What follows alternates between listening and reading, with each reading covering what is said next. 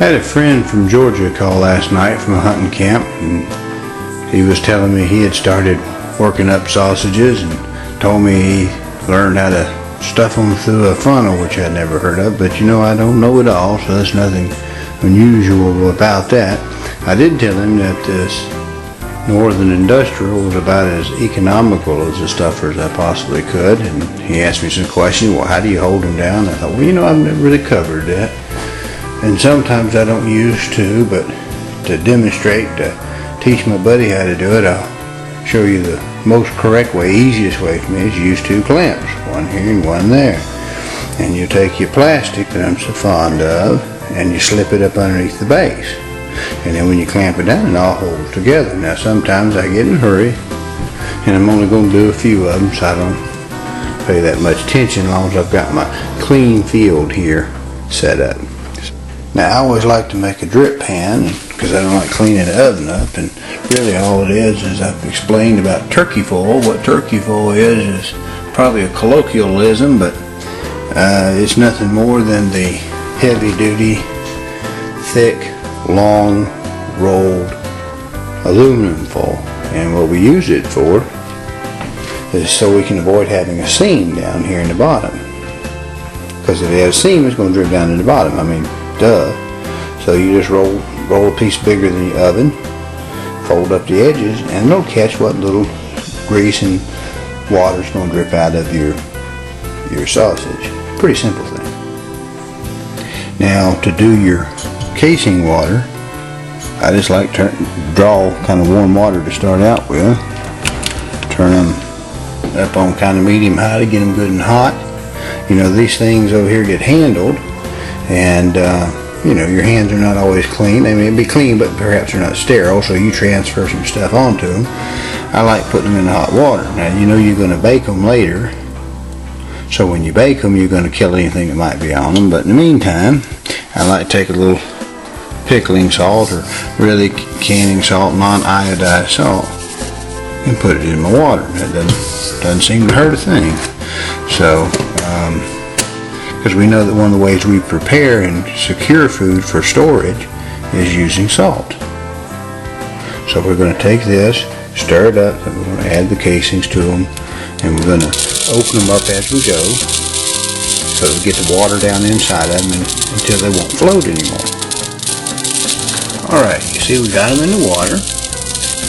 We can hear them kind of warming up. You see they're not floating, I mean, there's no air in them. You see how those white ones turn clear? It's because they're clear casings, and of course they don't look like that when they're good and dry, but they're clear when they're wet.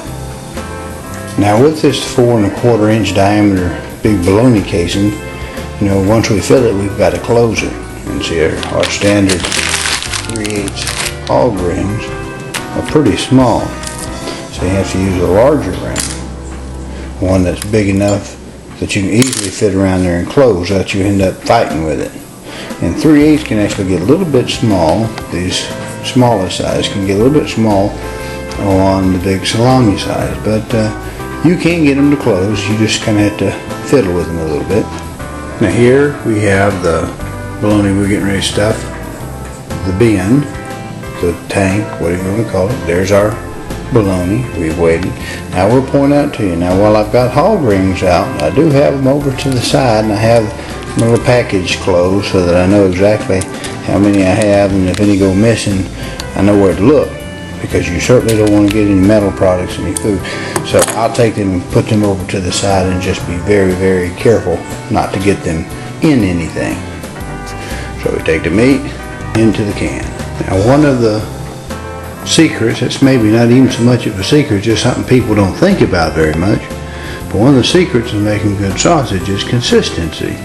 Consistency in your meat, in your handling of it, in your processing of it, and very much in the weight measurement of your spices and your salts and things.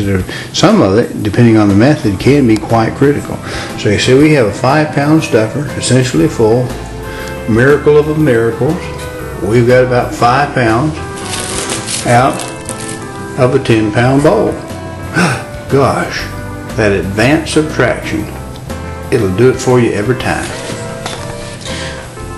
Now while ago we used advanced subtraction to figure out that only 5 pounds of meat will fit a 5-pound stuffer. We have a 7-pound casing.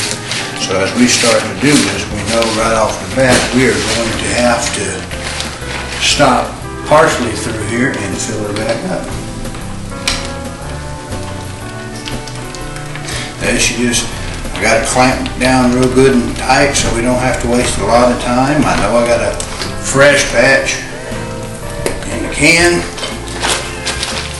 So now, do the same thing. You bring it down, you pack it in as tight as you can get it.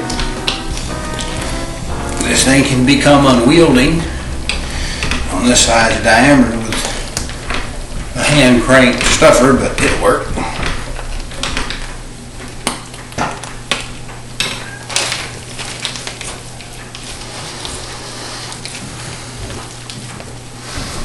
Fibrous casings are all generally perforated to let the excess moisture, steam and stuff out. These are no different.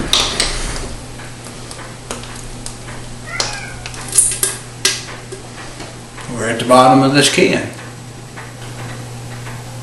One of those magical film edits later, we've got the can refilled, and we're going to give her another shot.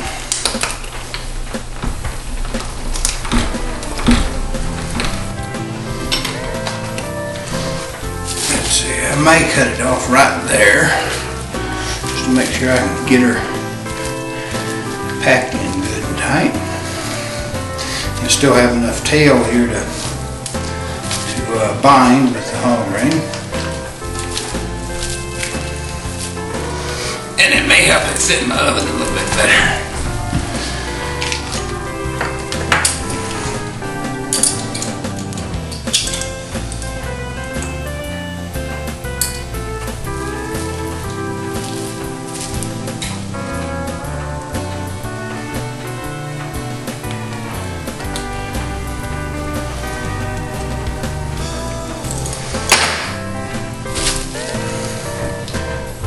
There you go.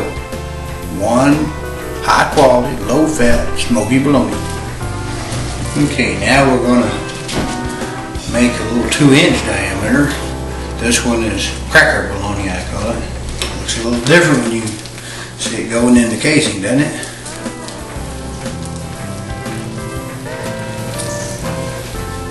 I don't know if you can see if the camera's picking it up. We get little holes in this one that are pretty good size.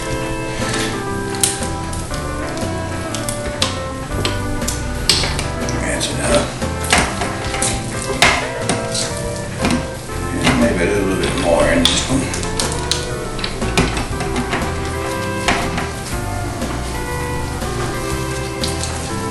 And when the stuffing's done, be sure to break your unit completely down. Take your air valve out, clean the threads of your nut, threads on your tank. Make sure you use a brush to get in those cracks and crevices. Gently remove your silicone ring, clean it. Let her dry, and you're done.